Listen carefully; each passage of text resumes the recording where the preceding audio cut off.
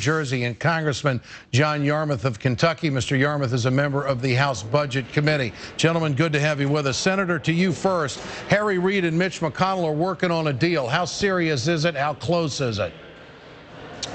Well, I think it's an effort to have a plan B in the absence of having the country default and the consequences that rise from that for every American and our entire economy and our standing in the world.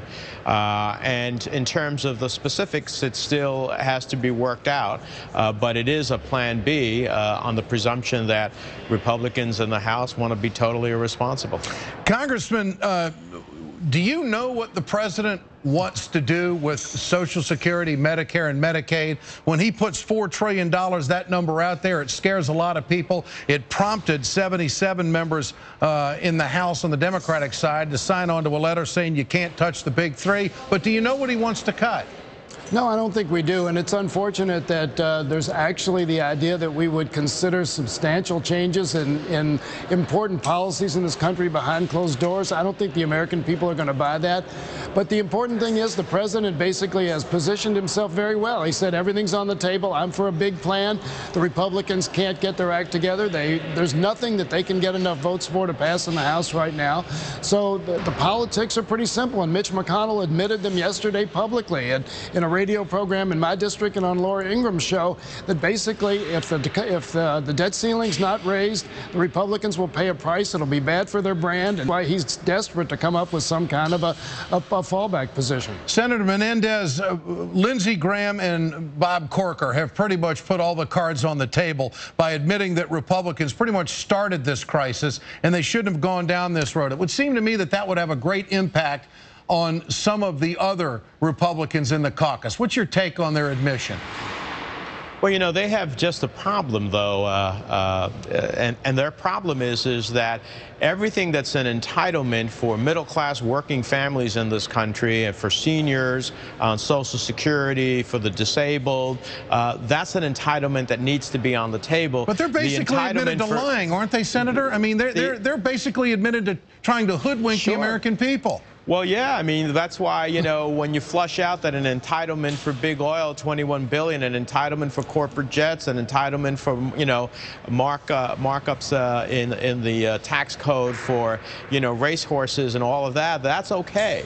But it's not okay for average people. And I think they clearly have contrived this issue. You know, I pointed out on the Senate floor today that George Bush raised the debt ceiling several times to the tune of $5 trillion, which is in essence the Bush tax cuts to the wealthiest people in the country. Ronald Reagan did it a whole bunch of times. So, you know, this is contrived on their part, but what they're really playing with is not President Obama's political future. What they're really playing with is the country's future. No question about it. Congressman Yarmuth, what do you make of Eric Cantor's silence today in the media, in the meeting, after being pretty much chastised by Harry Reid and labeled his behavior as childish? Is Cantor the problem in all of this? Is he the stick in the mud in a deal?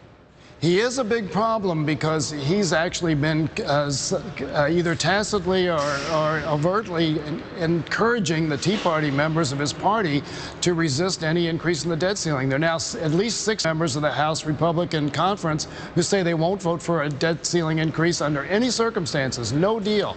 And I think he's responsible for that. This is entirely reckless behavior on his part.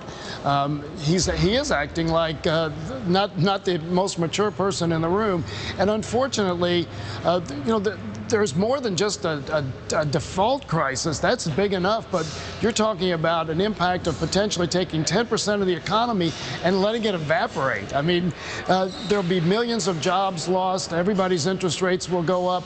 I mean, this is really playing with fire, and Eric Cantor, through his lack of leadership, is creating a big part of this problem. Yeah. Gentlemen, final question. What more can the president do? Senator, you first. Well, I think he needs to continue to go to the American people and let them know, you know, the consequences in their lives from higher interest rates on their credit cards, their mortgages, the loss of jobs, the contraction of an economy. Has he handled which means it well? Even less jobs. You know, I've certainly am thrilled with what he's been doing over the last week and a half. I wish he had started a little earlier in this process, but I want him to go full throttle at this point because we need to get a deal done that ultimately saves the nation from what will be an enormous economic consequence. Congressman, what do you think? Is the president, can he do any more?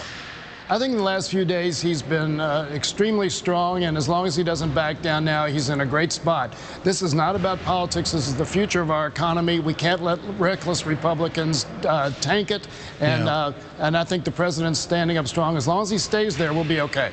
New Jersey Senator Robert Menendez and Kentucky Congressman John Yarmuth. Gentlemen, thanks for your time this evening on this issue. We'll have more on the debt ceiling talks